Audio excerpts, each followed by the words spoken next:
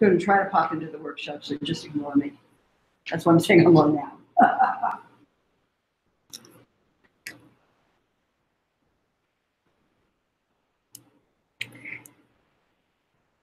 Good morning, this is Jane Lofton, and in just a few minutes, in like 9 minutes I think, I'm going to be starting a workshop on social media for the CSLA 2018 conference.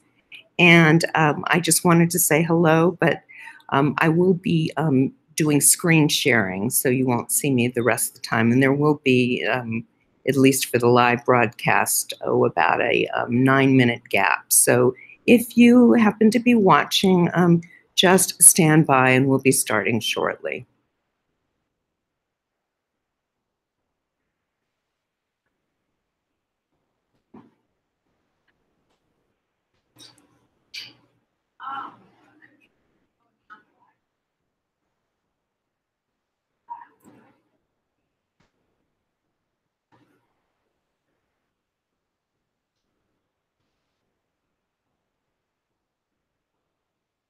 I hate when the screen looks like that. Hopefully it will fix itself in a moment.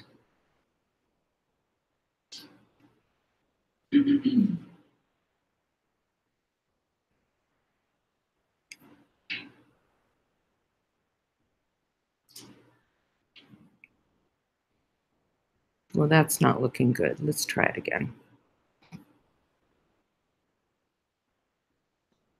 Okay, I'm going to try screen sharing.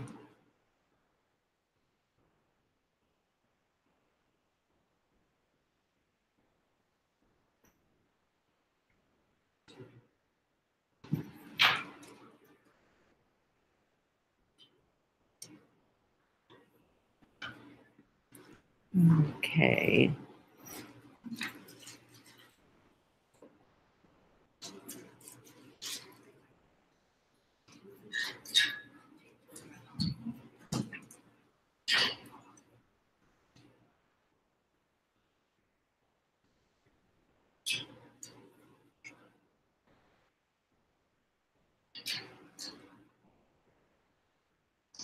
If you tuned in for the live stream or the recording later, we will be starting shortly.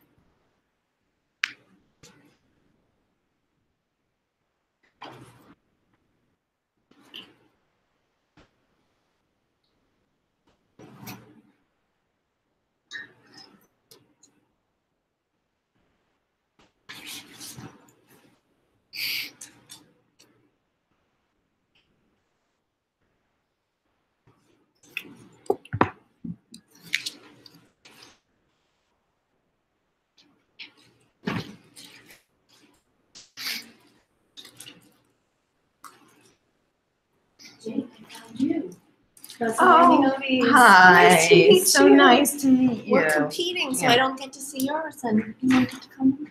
I know, that's a bummer.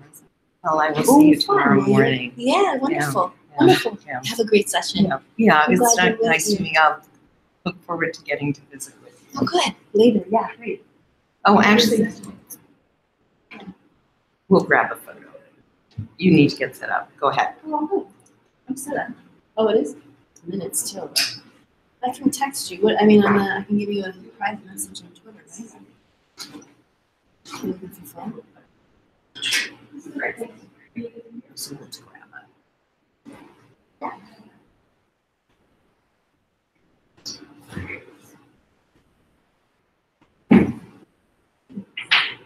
it. So have a great session. I'll see you later. Somebody to see. Hey, be a part of that. Oh, and Yeah, I'm good. Yeah. and Oh, good. Yeah, Okay. yeah. Then I. Yeah. Or maybe some. Yeah. You know. Hey, nice to meet you. let's see. Now that I know.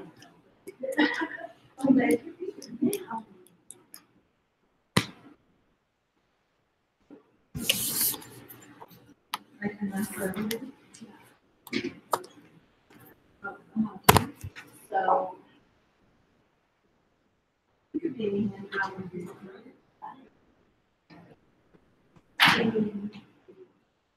On your facility. It's funny, Terry told me she was. I saw you on the list, but Terry told me she was. Terry, which Terry? Terry Lai? Maybe she, are you doing another session later? I'm doing Twitter on Maybe Sunday, that's- but I think that was, so why doesn't this want to work? Hi, how are you? Good. How are you? Good, thanks. Thank you for doing those slides. Oh, yes. So good to see you. It's super good to see you. Hi, how are you? Good, how are you? Good to see Yeah, you. you too. Well, this clicker just doesn't seem to want to work. Oh, well. I've never been good at using a clicker.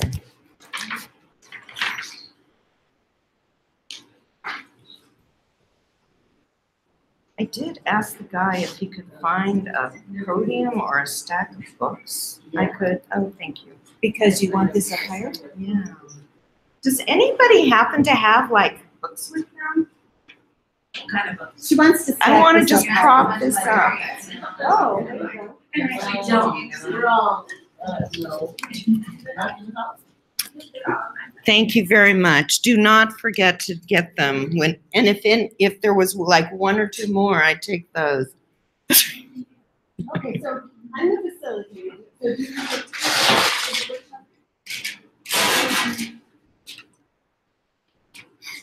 Can we put a cushion on it? What do you think? We put it all the way on the We bottom, can try. and it actually has a grip on it. Is that working? Yeah.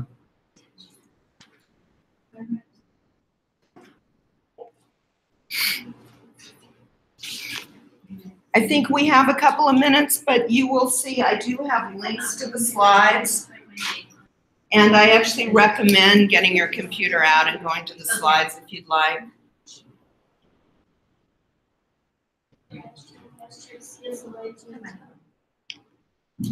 bit.ly, bit.ly/CSL18SM is in social media.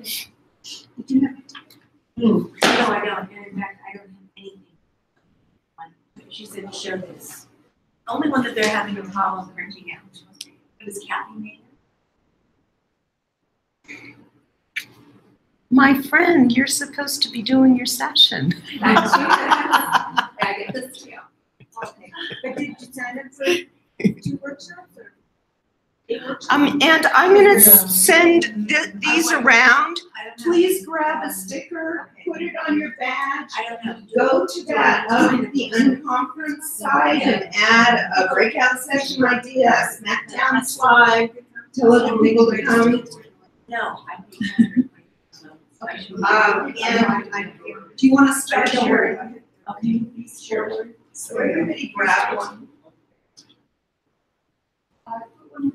Did she say that there's a CSL? I'm wondering why it's gray over there and it's my computer, huh?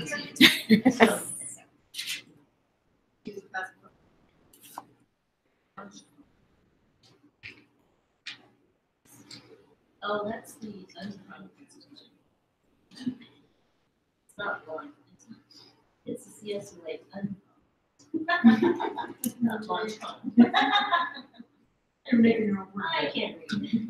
So, yeah, guys, if you have a computer, you want to get it out, and you want to, I really recommend going to the slides because while we won't have time to visit all the links during the session, I'll point out links to you that you're going to want to come back and follow. So the slides are kind of partly for during the session and partly for later. Jason, do you mind if I make a copy of that second Mike Meglin's other copy here?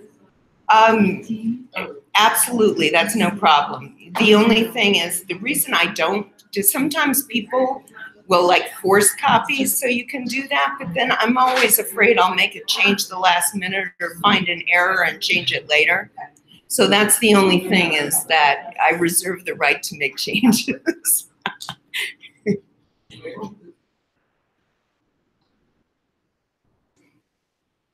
I have cards up here. I know that's gotten old-fashioned, but feel free to take a card, because once you have them, you know, what do you do with them? You got to get people to take them, You right? scan them and put them in those. Yeah. I think she wanted to take one. Exactly. Yeah. Doesn't come down.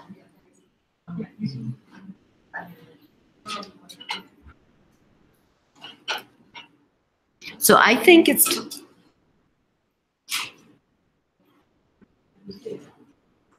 time, Sue. Should I go ahead and start, or Yeah, I can.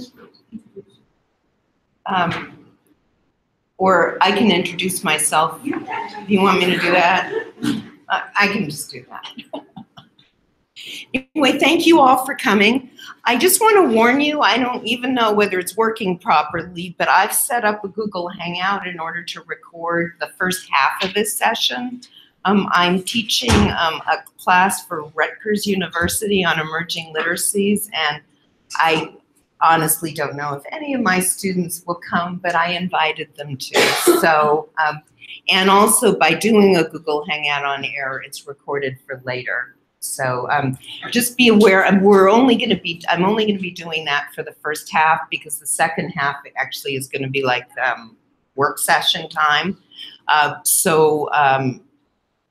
We don't need to record that, but I am recording the first half. So just be aware, I'm just doing the screen, but if you raise your hand, you say, make comment, have a question, it is being recorded, okay? So thank you so much for coming. Just before I get started, if you weren't in the room earlier, I'm sending around little stickers for the unconference. Please come tonight. Many people say it's the highlight of the conference. And so that's your sticker to talk it up to people, to go to that site and contribute a breakout session idea. The idea of the unconference is that you do the agenda, you do the topics you want, and also we have this fun smackdown and contribute a slide to it. So please do that. That's at 8:30 tonight. Also, if you're on Twitter or any other social media, I invite you to please tweet during the session. Take a picture. If someone took a picture of me, I wouldn't mind, because it's always fun to have one. And use the hashtag CSLA18 and also the for CSLA. The reason for the for is other people were using CSLA, so a few years ago we started that. And here is the link to the slides. Did everyone get that? Okay, I've got it on the first few slides. Okay, and also I want to remind you that there are 10 badges to be earned at this conference, and you can earn them by tweeting, you can earn them by taking pictures at sessions, by sharing out what you've learned at the sessions. So I bet you could earn one of the badges probably just during this session. But, so check that out. Okay, a little bit of, I have a question. So if you earn them, do you go to this badge list thing?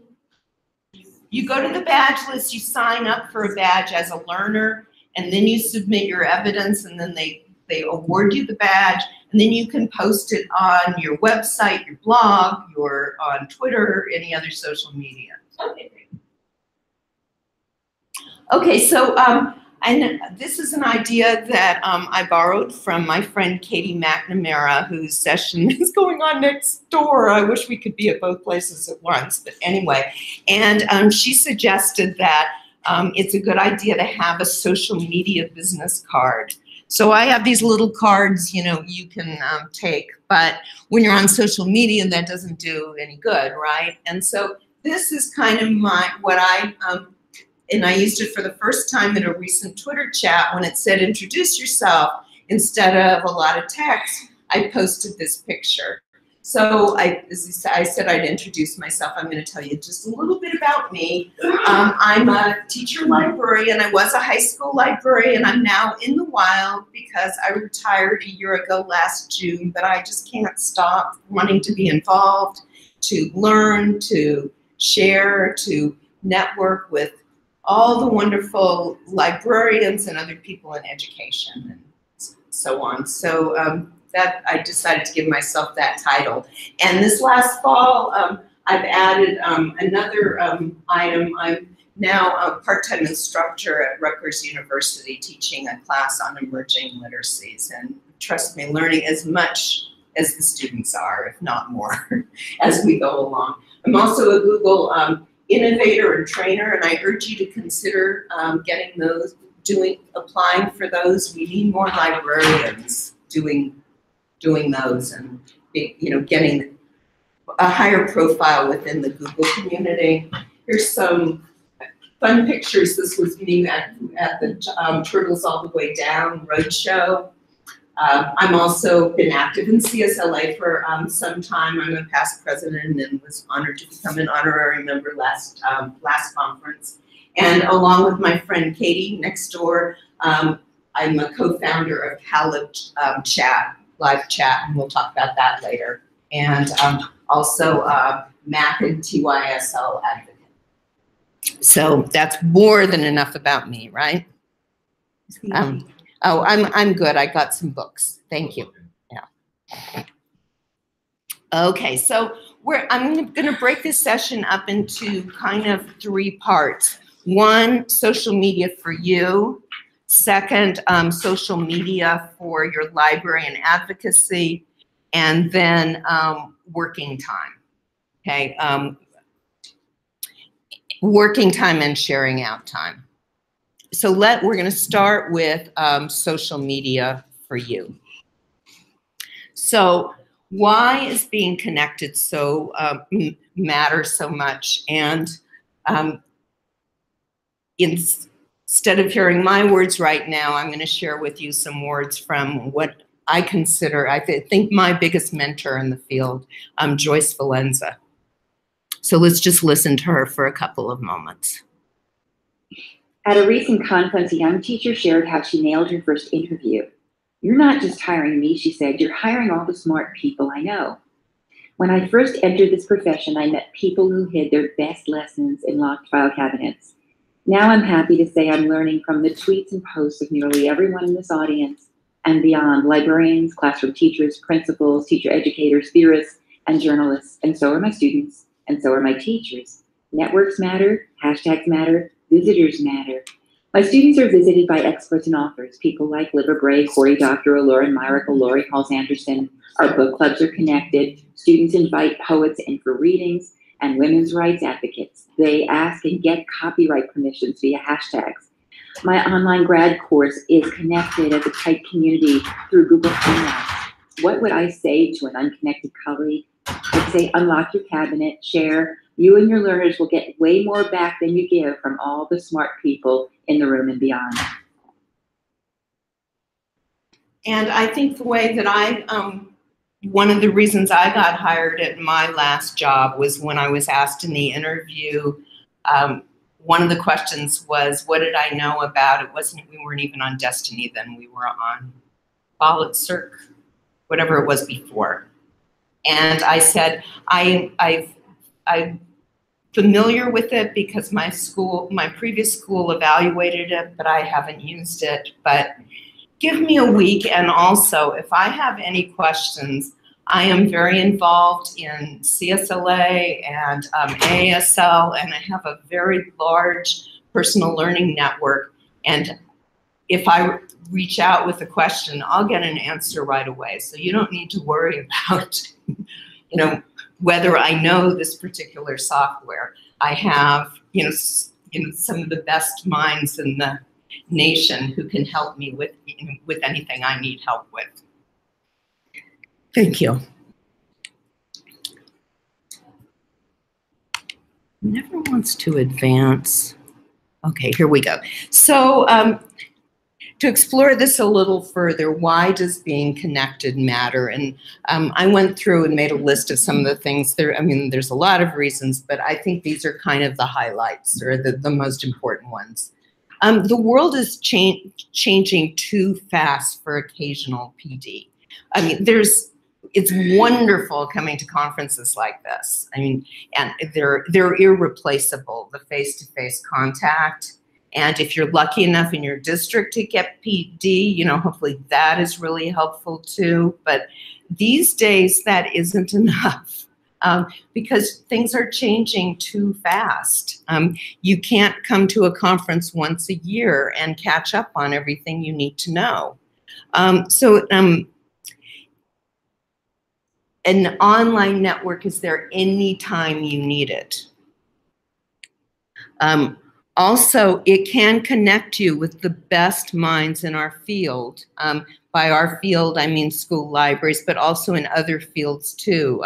You know, in education, in technology, in any sort of subject area. Your personal learning network, is fluid and includes the components that you need and also when you need them. And you're not going to get that from live PD, you know. It keeps you alerted whenever there are important new concepts, tools, really anything you need to know about either will pop up, or if you hear about something you don't know what it is, you can go to your network to find out what it is, to ask questions, to develop the expertise you need. Also, having a robust personal learning network can help you avoid that echo chamber of, you know, we're all listening to people who we already know or who already think alike with us. We need to, you know, the last year or so, I think, has convinced everyone that we don't all understand each other's viewpoints, and we need to do that. And if we're just in a closed network, that's not going to happen. If we have an open-ended one by being connected, then we can get those other views and those other insights. Also, our students need to be connected. And if we want our students to be connected, we need to model that connection ourselves. And we don't always need to be ahead of the students, but we need to be right there with them. Learning with them by being connected and modeling that this is what they should be doing, right? To quote Will Richardson, we really want to be found by strangers online now. You know, it used to be that we wanted to be real careful of protecting our identities. And you still can if you are uncomfortable. You don't have to give your full name. You don't have to have your photo out there.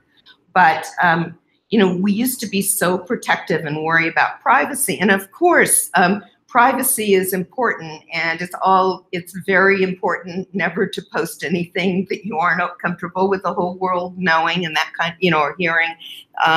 But if we don't connect with people out there in the world, then we're missing things, and often things that we really need to know about. So what is a personal learning network? And it's interesting, and it's, I always thought of PLN as personal learning network, and actually last week my emerging literacies class was doing the connected educator theme, and there's a number of videos and articles and all to read, and I didn't realize that some people call it a professional learning network. So I'm going to go over both with you.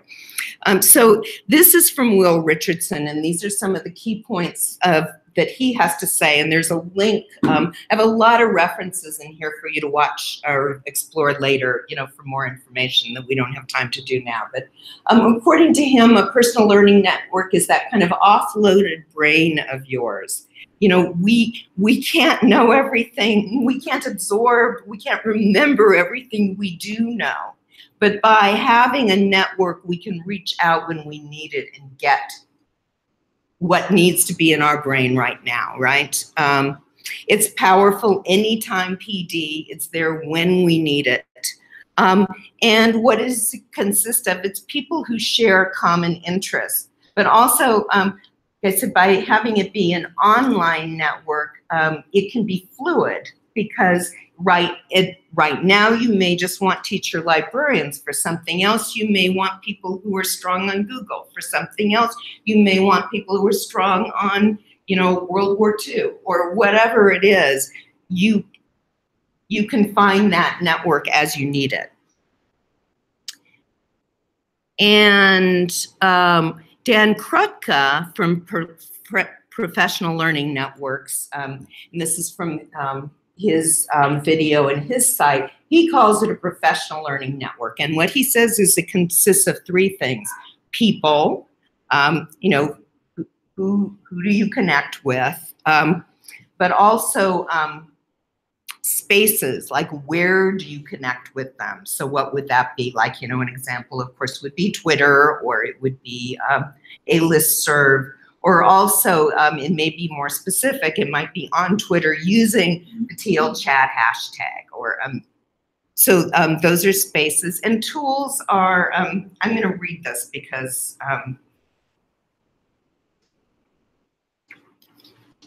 I want to get this one right. He calls it anything that helps you do stuff in education. So it might be ideas, educational theories. It could also be, though, specific tools like using Flipgrid or anything else that you use to make the networking happen. So what's the difference between a professional and personal learning network? Well, what I decided is that they really are one and the same, because at least for us, being a librarian is not just a job. To do your job right these days, frankly, it has to be a lot more than a job. It has to be a passion. It has to be a hobby. It has to be, a personal interest as well. So PLN, it's both personal and professional, right? Okay, so now I'm going to go over a couple of what I consider essentials for a PLN, and then some optional ones. And I want to start off by saying that I am not an expert on all these platforms that I'm going to be suggesting to you. One of them is Snapchat. I've had a goal of learning how to use it properly for at least a year, and I think in the last 2 days I've made the most progress I've made in all that time. But I feel justified in the suggestions that I'm going to make to you, both some based on my own personal experience, but also the wisdom that I have gathered over the years from, guess what, my PLN, right? So by me, Twitter for your PLN is an essential. I know that I sent out a survey and some of you responded, and I was trying to get a sense of where people are, and my best take on the ones I heard back from is we're all over the place. Some of you have accounts, some of you don't. Some of you use them, some of you don't. So I'm going to try and make this work for everyone, but please ask questions if you have them. I know one of the questions that came in the survey is that some people are saying Twitter is on its way out. What is my take on that? So my take is it's not going away right now. If it does in the future, I mean, everything's going to change. So who knows in 6 months or a year or 2 years. What I can tell you, though, is as a school librarian, if you are not on Twitter now, I believe you are missing things. When you are at a conference, people will be tweeting, and sometimes the conversation, the back channel on Twitter is almost as valuable as listening to the presenters, because the people who are tweeting about the presenters are reinforcing, and they're also having a conversation around what's going on at the conference. If there is breaking news on something, it's going to show up on Twitter. And there are lots of other platforms, but none of them just don't think there is a single other one that allows for as fluid, as flexible a personal learning network, where you can be accessing the type of people you need when you need them, and as a media. You know, there's wonderful blog posts, there's wonderful articles, but those don't show up immediately. Twitter allows for an immediate conversation. So I know some people are timid about Twitter, but I really want to urge you, if you are, that for your professional life, you need to be on it now, or you are missing some things. So when you get on Twitter, what are some essential things to be doing on it? And here's a list of some of the major hashtags, and I probably left some out, but TL Chat is sort of the granddaddy of school library hashtags. Future Ready Lives came about, in the last year or so, but it's like taken off, you know, and has become very powerful. There's ASL, there's ISTE Live, you know, the librarians within ISTE. There's, of course, this conference. And like I said, if you're on Twitter, which I know some of you are very active on Twitter, please, you know, tweet out as much as you can during the conference. Feel free to tweet out this session. Feel free to tweet out the slides, the link to the slides for this session. That's a nice way of sharing with other people. And I'm going to urge you to please help us grow the CSLA hashtag. It's not used enough. Whenever you post something that's going to be of interest to people in CSLA, add that hashtag. That way people who don't follow you will see it. Also, and it's only going to be a good search tool if a lot of people are using it. And CalUB Chat is the live chat that Katie and I founded. We're doing it the fourth Thursday of the month for a half hour, and we're going to do a special chat during our session on Sunday, kind of a practice one. And if you don't have a Twitter account now, I urge you, I don't mean to be too much of a salesperson, but I urge you to come to our session on Sunday morning at 8 to help you, you know, come up to speed on Twitter. Question? Oh, okay. Also, some people to follow. It's really hard to single out people to follow. So I tried to avoid that, because the minute you do that, you leave out someone like incredibly important, you know. So what I thought I would share with you is, and it is near and dear to my heart, last April during School Library Month, ASL recognized its inaugural group of social media superstars. There were 7 categories: student voice, leadership, social justice, and so on. And these are wonderful people to follow. And there's an article here listing them. And also, we had 3 finalists in each category. And since I was the chair of this task force that did it, I set up a Twitter list of all 21 finalists. And if you go to that link, there's all those people. See, I'm following all of them, but if you're not, you'll see a little blank box here, and you can click follow, follow, follow. Okay, these are all great people to follow.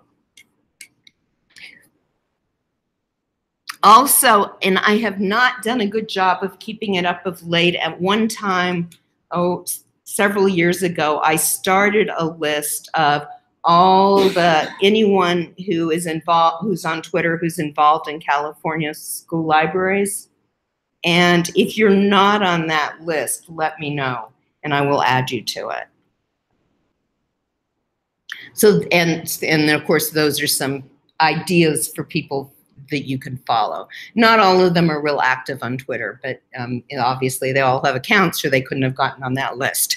Another really great way to network and to build your personal learning network is to participate in live chats. And I really urge you to join in the CalUB Chat. Help us grow that.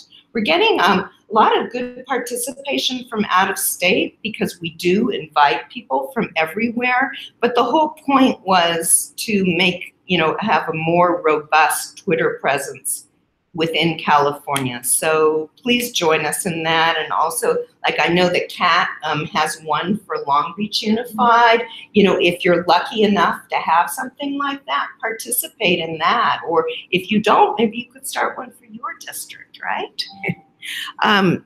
And here's a link to a spreadsheet that will tell you about a number of other chats. And I'm not suggesting you limit that.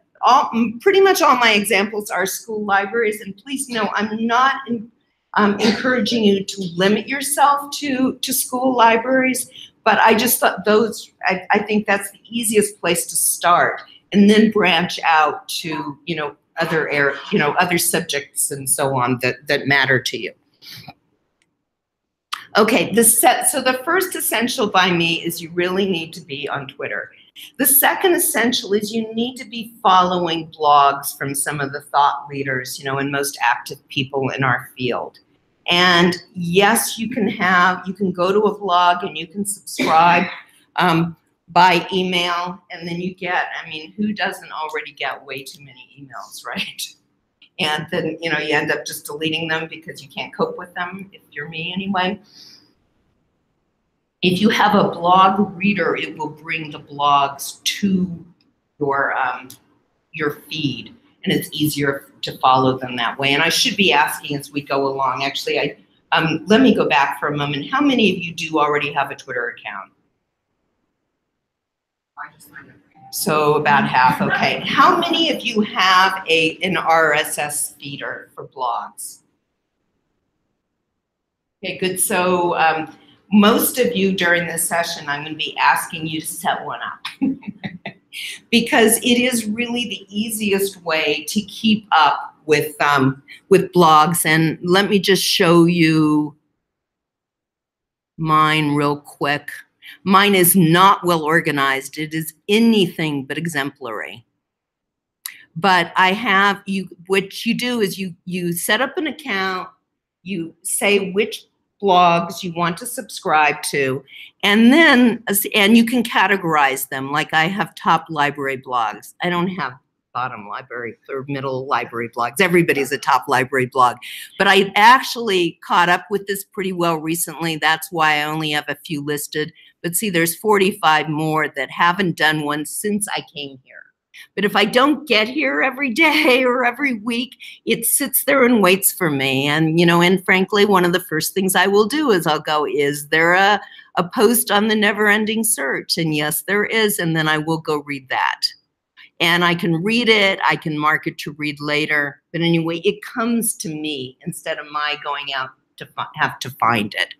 And Feedly, as far as I know, Google used to have one and they stopped and got everyone upset a few years ago.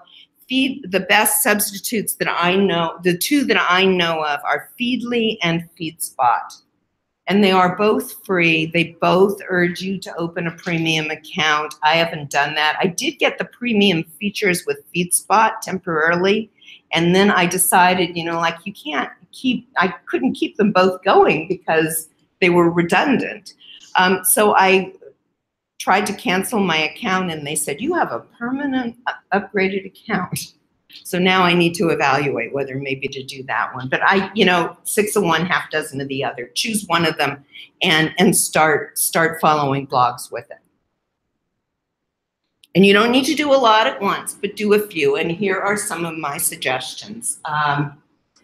ASL has a really active blog now. They have posting, like at least one posting a day now, I think. They have a lot of really good bloggers signed up. And one of them is one of our own, Connie Williams, and Kate McMillan. Joyce Valenza's, if I read no other blog, I read hers. She always discovers the new ideas, the new tools. She reports out on the people that she follows, who are thought leaders in the education field or other fields that I don't have time to follow myself. She's just a must read in my opinion. I want to say that at least 80% of the tools that I've found have been because I read about them in her blog. But she doesn't just do tools. She does really new ideas in education and school libraries. I just think she's a must-read. Andy Clemens is an elementary librarian. If you follow one elementary librarian, I would follow him.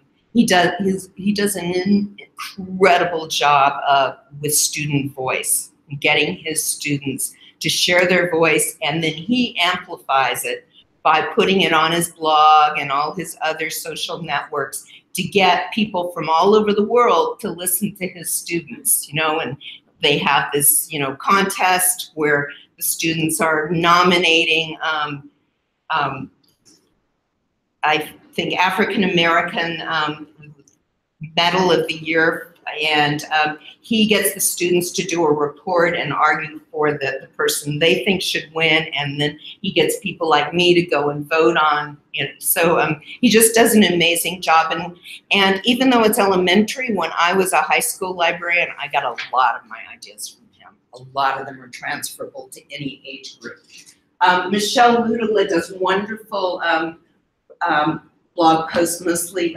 She's really strong on curriculum. Actually, and these people were, Joyce won the social media superstar of the year last year for leadership. Andy did for student voice, Michelle did for curriculum. Jennifer Lagarde does a wonderful job on all sorts of topics in school libraries, books. She's very, very strong on social justice issues. Gwyneth Jones has probably the most attractive visual blog I've ever seen. She is just a master of making her point visually, and she has lots of wonderful ideas. And Nikki Robertson, I'm also a big fan of, she has just all sorts of good ideas all the time. She used to be she's done everything. She used to be high school. Now she retired, and then now she's an elementary librarian in Texas. Okay, so those are like the two musts, I think. You need to be on Twitter. You need to have a blog, an RSS feed for blogs.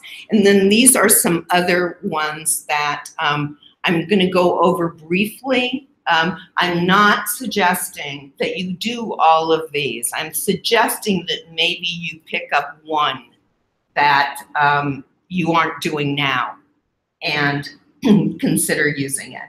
You know, don't overwhelm yourself with all of them. It's not going to work. And some of these I use fairly actively, and some I don't. But as I said, I'm giving you this advice based on my personal experience and that of my PLN. Okay, Facebook, I have to admit, I have a slide for each. So anyway, this is just a highlight, so let's go on. Okay, Facebook. I have to admit, I am not a big fan of Facebook myself. However, there are a lot of really good groups on Facebook, and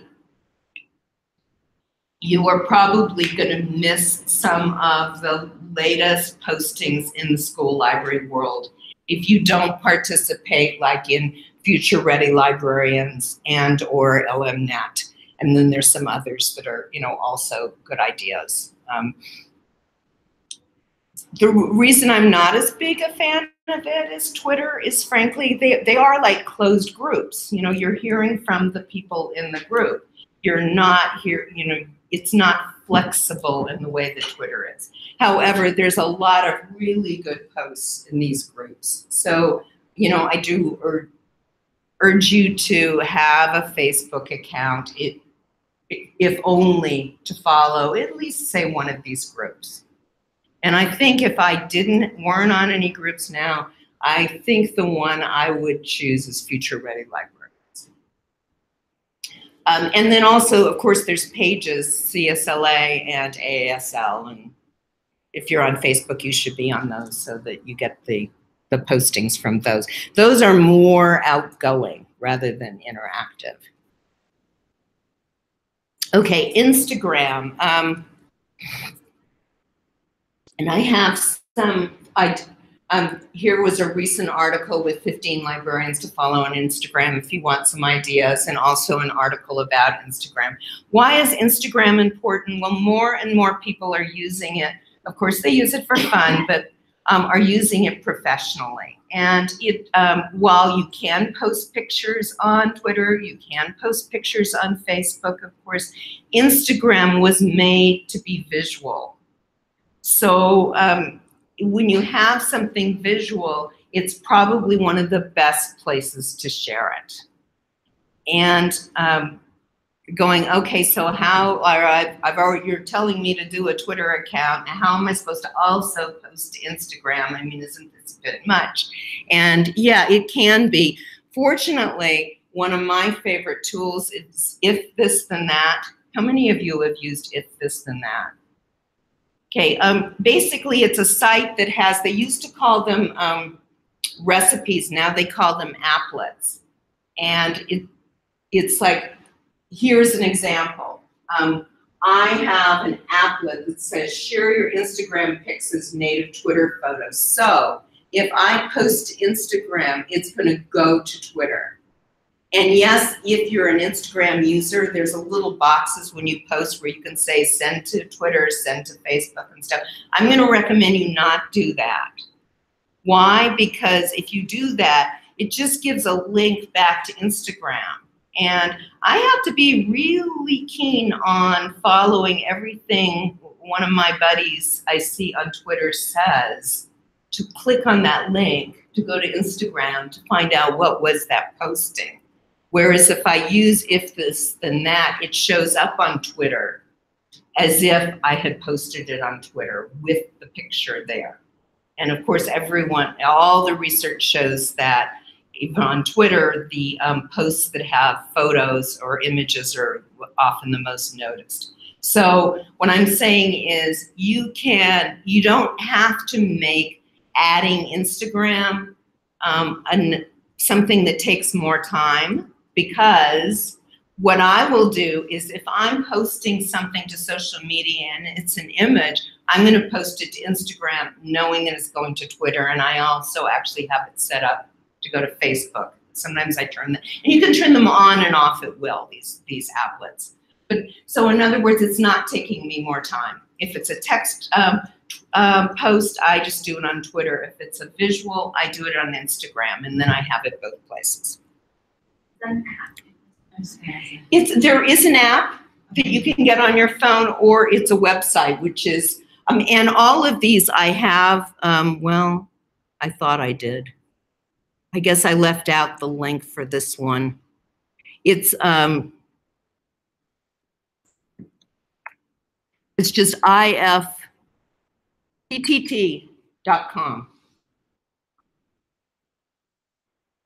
And once you sign up, it will give you a lot of suggestions. And it doesn't work just with Instagram and Twitter. It works with all sorts of things.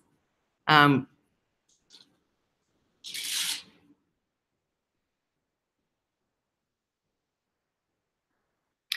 I brought it up now because this was sort of the first opportunity to suggest that what you want to do with social media is take advantage of time savers so that you're not duplicating work. As I said, Instagram, I think its strength is it is the most visual. Okay, the other thing I really urge you to do if you haven't already is to start a blog. How many of you have a blog? And we're going to be talking about blogs when we get to using social media for advocacy as well. But some people have a personal blog, some people have a library blog, some people have both. And when I was still working as a high school librarian, I had both. But I've seen it work well any which way. But a blog is the place that you can actually, the best place to post anything that has like, a lot of substance, reflections. Not every post has to be a reflection, but there's really it is the place to share something that is longer, or when you have multiple images, or you want to tell a well worked out story. That's the place to do it. And also, it's one of the best ways to build your network, because once people start reading your blog, it's going to be one of the best ways for them to realize that you're someone they want to communicate with and listen to, right? I've used Google Blogs. I've used EduBlogs. I like both of them. EduBlogs I have very fond of, because it really is just for the educational community. To use it effectively, you probably need to upgrade. But for a personal blog, your own blog, it's not that much. I think it's $40 a year. And Blogger, which is the Google one, of course, is free. And if you're considering, yeah. So in my school, we can have I have a library page, for our website, that has some blogging capabilities on it. But it's not as, so would you, I guess in terms of getting out, and I guess maybe it's depending on personal, trying to use that to promote things happening in the library, or having a link from A that separate to one? one of the. Well, see, And no one does it, any of them right now do it. it's a matter of preference. Right. But right now, we're still talking about your personal learning Okay. network. I would urge you to do a separate one. Okay. You may not be there forever. Okay. And then you'll still have, and yes, you could start a new one, but I would urge you to do it separately, and and if you want to link it. And also, as far as I know, with all the blogging options on the various website options, none of them are as robust as the separate blog ones. Actually, the most robust, as far as I know, is WordPress. And the nice thing about EduBlogs is it's built on WordPress. If you're thinking about starting a blog and you don't already have one, go to EduBlogs. Has a lot of like little sort of mini courses that you can, self-paced courses you can do. They used to have a teacher challenge twice a year. I don't think they do that anymore. They have one for students, though. But you'll get a lot of information there, and ideas of what to post about too. Okay, Google Plus. It never caught on the way that, they wanted to outdo Twitter, and they've never succeeded in doing that.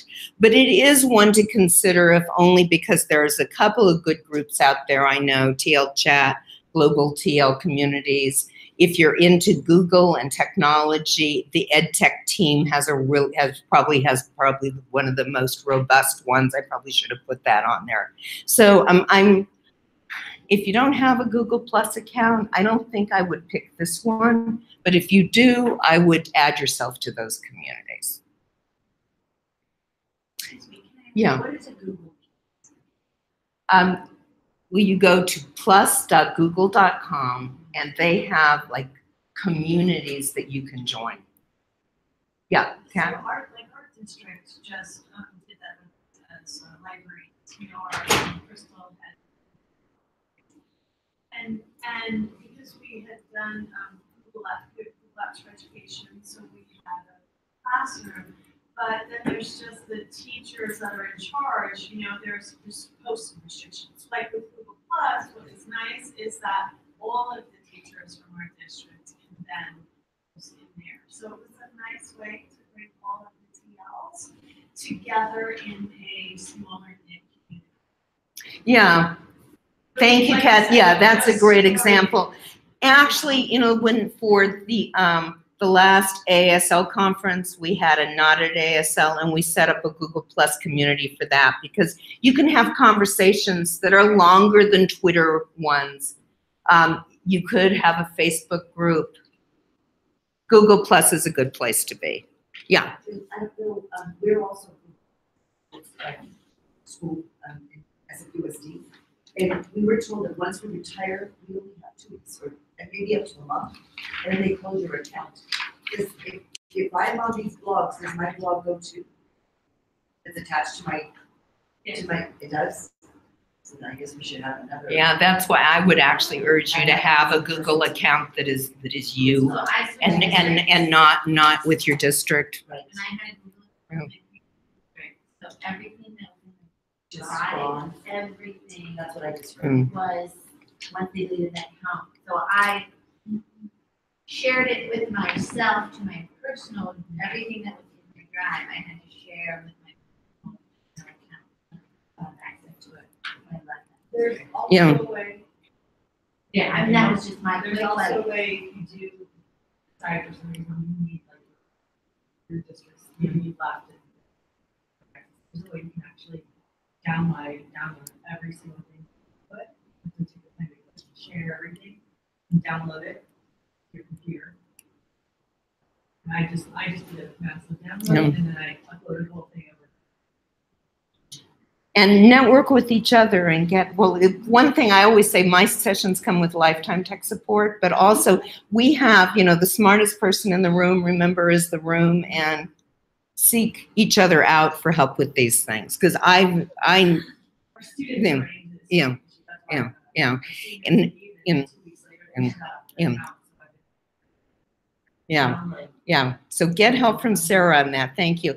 I'm going to rush ahead because I've got way too much material and we need time for the working sessions. So, webinars. Webinars aren't really social media as such. The reason I put them in is by attending webinars, you get a lot of good, hour dose of PD, and it's often a good place to meet people. Like when you're in a Twitter chat, you find people to follow. When you're in a webinar and people are making comments, that's a good place to find people to follow. I love Michelle Ludala's monthly Emerging Tech, and here's some other ideas. And I have a link to the EdWeb one. Goodreads is of course very specific. It's for books, but it's a great way to track your own books. And also, if you're a little timid on sharing on social media, it feels, I think, a little less threatening because it is a community just of people talking about books and not other things. And when you share your reviews, you can friend people on Goodreads. It's kind of like Facebook for books, I think. And I like it, and I love keeping track of my books. LinkedIn, I put this here because I figured if I didn't, someone would ask me, yeah, you probably should have a LinkedIn account, but I have one. I don't do anything with it. I think the main thing it's good for is if you're looking for a job, so have it, but don't count it as one of the networks that you add. Because it's just, that really is its main point. Yeah, it's a good place to have where you went, your education, where you worked, and like I said, if you're ever looking for a job, that might be a good place. Okay, rushing on. Social media for library advocacy. So why is this important? Well, basically, odds are no one's going to tell your library story unless you do. And no one can lead advocacy for your library as well as you can. Yes, you want to get help, but you are the leader. You need to be, press the start button at least and make sure it keeps going. And you really need to document all the good things that you do. Also by posting on social media, then you're amplifying your voice and other people will help you carry it forward. You don't have to do it alone, but you got to get it out there before other people can help you, right? And again, we need to be modeling for our students. So first steps in school library advocacy. Well, first of all, you have to know your district's policies. And I know I was fortunate, I was in a district where it wasn't much of an issue.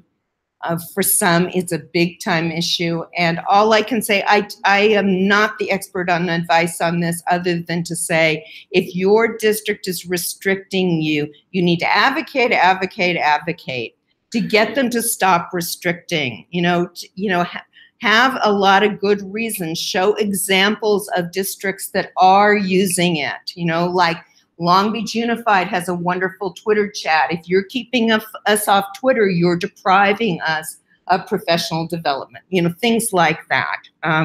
And also in terms of the students, it's like, you're not going to teach your kids how to behave in public if you don't let them out in public.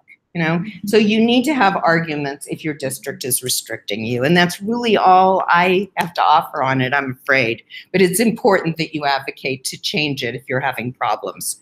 You need to know who your stakeholders are. And basically, they're going to be all of these people: students, parents, teachers, administrators, school board, community. Okay? And you want to know what platforms your stakeholders are on, and then reach out to them where they are. Like, one of my teacher colleagues at MiraCosta had all his messages for his media class on Facebook. He said, I go where the eyeballs are. So that's where he posted everything, right? So where are they? Well, and neither of these are, I have one on adults and one on teens. Neither of these are entirely up to date. You know how fast things change, but basically the majority of adults are on Facebook. So I don't love Facebook, but if I want to reach adults in my district or my school, I need to be posting on Facebook. Instagram is next, then Pinterest, then LinkedIn, than Twitter. Twitter is down the list, but so I'm not going to push it for advocacy as much. But remember, I said in my opinion, it's essential for your personal learning network. And then what about your teens? If you're, how many of you are secondary and up? So about half and half. If you're you want to be where your students are. I don't have research on younger kids, but this was from Pew in 2015. Kids are still on Facebook. I think this is going to be probably shifted to more Instagram, more Snapchat. I don't know about Twitter. Google Plus, I think Vine isn't even around anymore. But obviously you need to be those places. So if you don't know, so take advantage of those surveys, but also ask your people, ask them when they drop into the library. Set up a Google survey so you know what platforms they're on so that you can be posting on those platforms. So what do I consider essentials for your library advocacy? I'm going to say a robust website. How many of you have a website? I have to tell you, and maybe I'm biased, the first thing I want to do when I want to find out something about a librarian who I saw on Twitter or met or something, I go find their library website. And if I can't find it, and a lot of times you can't, you're missing this opportunity to be advocating for your library. Your library program needs to be out there, visible, transparent. And how best are you going to do that? But with a website. And it can be a separate one. I'm not going to take the time to go to the links, but Reedy High School, Nancy Jo Lambert in Texas has one where she set it up on another site. This is my archive site, which is not so great anymore. I mean, I just sort of froze it when I left, but you'll see what I did. New Canaan High School, that's Michelle Ludala. Hers is built within the school website, and that can work if your school website is robust enough. I kind of like doing a separate one. Obviously, you have to get permission to do a separate one, but you want to have everything you can share about your library on your website. Also, I think you need a blog documenting what you do. I got this advice from Nikki Robertson several years ago. She would do a post every week about what she did in her library. And she said, I think, I didn't do that much. And then she'd start to write her posts and gee, we did a lot. And once it's out there, it is a record. And the nice thing about a blog is that it can reach all of those, stakeholders I mentioned. you know, your parents, your administrators. My principal wouldn't read my reports that I did from conferences, so I posted on my blog, and even if he wouldn't read it, you know, and then I'd send him a link, even if he wouldn't read it, my vice principal read it. Some of my parents read it. Frankly, my parents, you know how they read it on Facebook, because I set up, you know, a formula so that everything on my blog went to Facebook. And frankly, that's where a lot of people saw it, but I had that record. And I really think you need that. Then in addition to the website and the blog, here's what I'm going to suggest, some other options to consider. I think you need to be on Facebook, whether you like it or not. You know, even if you don't love it like I don't. You need to have a page for your library. And what you can do is you can feed it, you take advantage of this and that to feed it from other sources. And here's just some examples of some, you know, applets that you can use. And here, for each of these, I've given you some examples of people who are doing this that you can look at for ideas, how, you know, what they're posting and how it's working for them. Instagram, I think, again, you know, like when I was in my library, if I was posting something that was a picture, I'd do it to Instagram, and I'd have it go to Twitter, I'd have it go to the Facebook page, so on.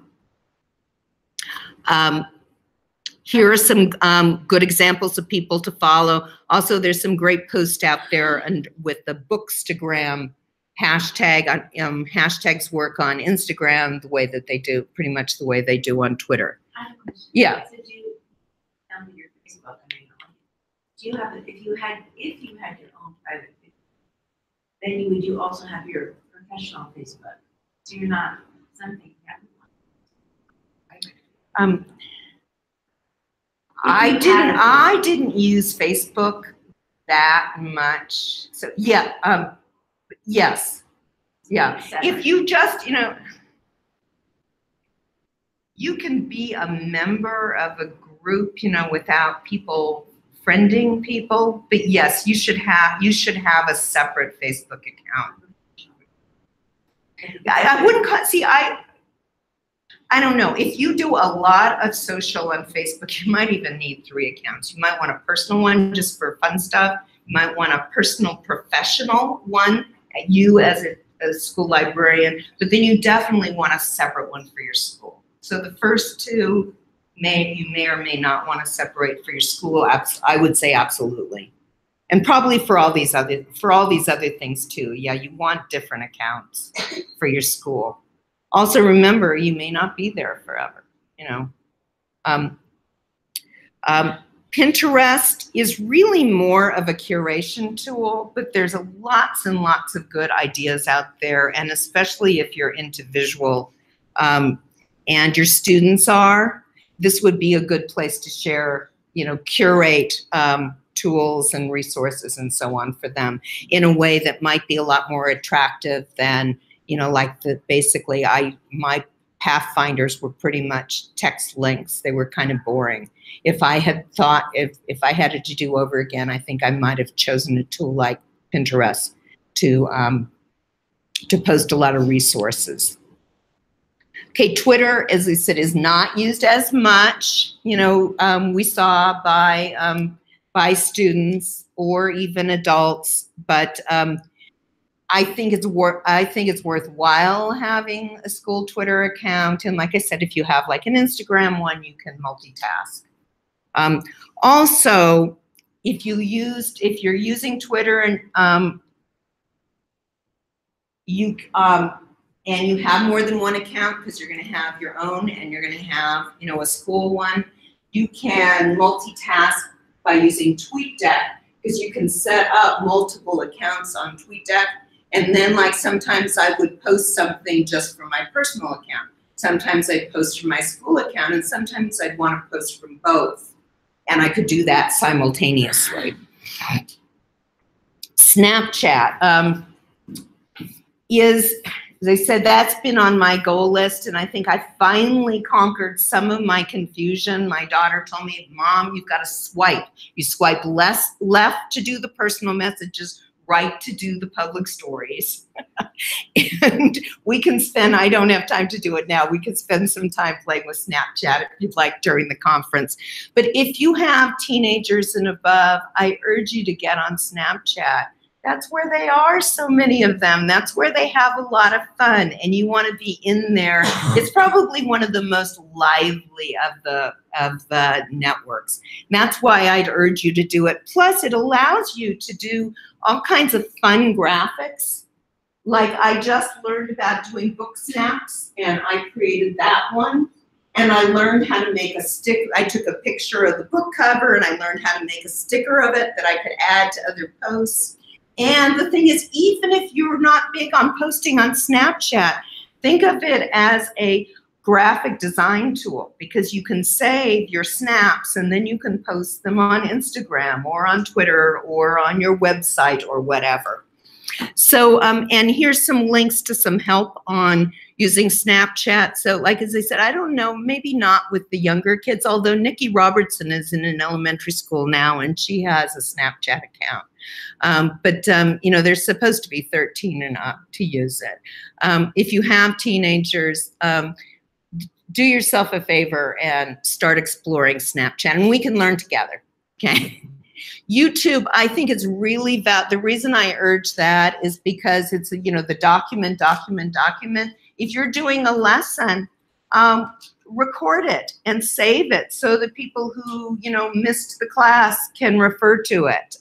If you have a special event with a presenter, like an author, record it and put it on your YouTube channel, and you have resources people can refer to, and also a robust record of all the wonderful things that you do. Here's some links to the Somewhat Virtual Book Club I'm involved in. We meet once a month and we record our sessions, and sometimes we have authors there. And some of it's so that our members can go back and see it later, and some of it is that it's great advocacy for the school library community in general that we have these recordings of these student discussions that involve authors. Okay, so we're running a little late. But the next thing we're going to do is we have 3 breakout sessions, because I want you to go away not just with ideas, but with an action, some progress on some of the things we've talked about, and an action plan of what you're going to do going forward. So I said 15 minutes for each. I'm going to cut you off a little faster, I think, so we have time to share out. But what I'd like you to do now is go to this link. If you've got the slideshow open, just click on it. If you don't, go to that link. And what it's going to do is ask you to make a copy of this document. So in other words, you will have your own copy, all right? I'm going to put it back here so you can see the link. And what we're going to do for the first segment is I'm going to ask you, if you don't have a Twitter account, to start one. Do you want to start one for yourself, or do you want to start one for your school? I really think, in my opinion, you should have separate ones. But if you don't have one, I would start with a personal, professional Twitter account first, and then do your school after you kind of come up to speed on it a little bit. So if you don't, for the first 15 minutes, or I think we'll make it more like 12, 10 or 12 minutes, I want you to open up a Twitter account if you don't have one. If you have one, I want you to design a business card like the one that I did. And you don't have to get it all done, but get it started. And you can use Bunchy if you're into Bunchy. Katie suggested Bunchy to me because she loves all the stickers. I haven't gotten into that as much, but that's an option. A really easy one is the link to using Google Drawings. And that's what I use to create mine, or I also love Canva. So you want to have a business card, you know, and then say as a graphic that you can post next time you go on Twitter and you have for a Twitter chat, or next time you introduce yourself in a Facebook group or something. Okay?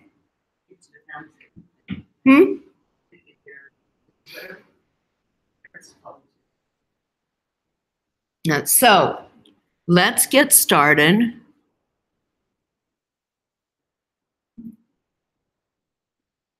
And you're just impressive. Thank you. The thing is, it was fun. It was a lot of fun.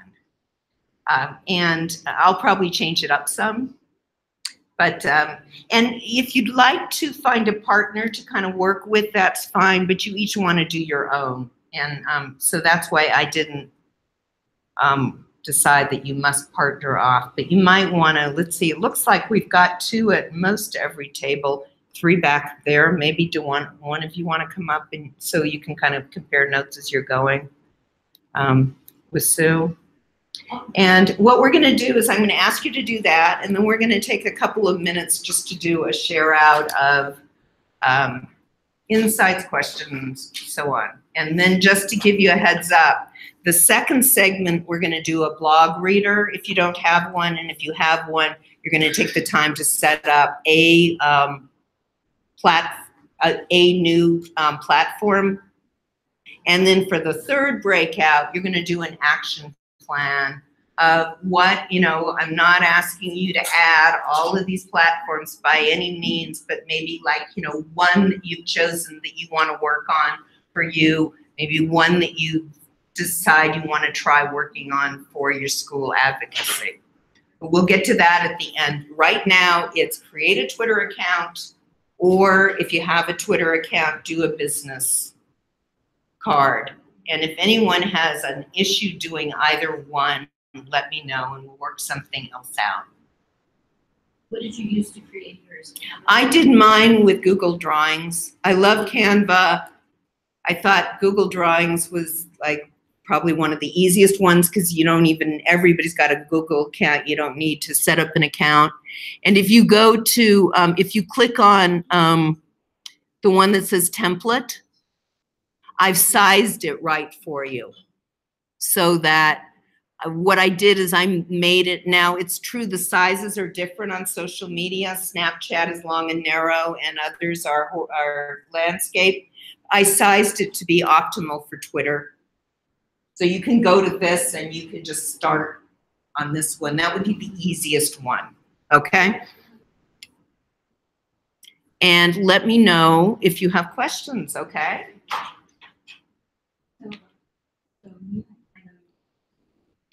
And I've been doing, like I said, this is a hangout. We're not going to record the rest of it, so bear with me. I'm going to go stop the hangout for a minute.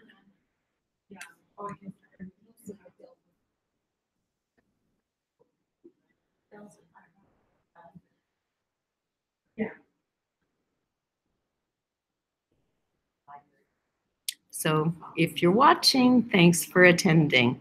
And we'll do, we'll post some information from the share out later.